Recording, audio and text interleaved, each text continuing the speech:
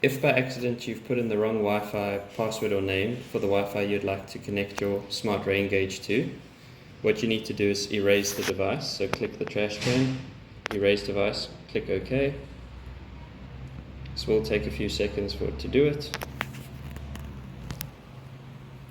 There you can see it's disconnected. You will need to wait a bit longer.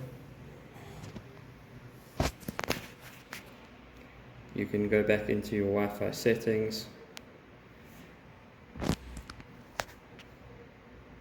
Wait for it to come back up, it will have been erased.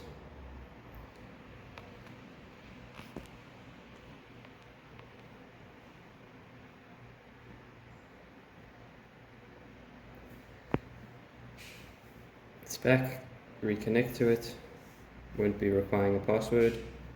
Go back into the app, go back into settings and enter the correct Wi-Fi name and password you'd like to connect to.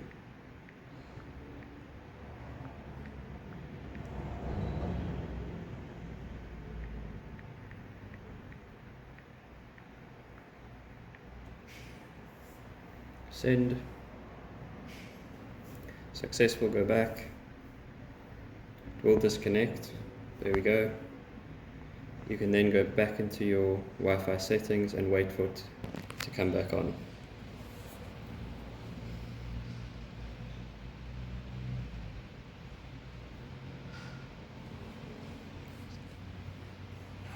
Click on it to reconnect. It's okay. Try again. Connected. Head back into the app. Check that you're getting an actual Wi-Fi reading, not -101. And yes,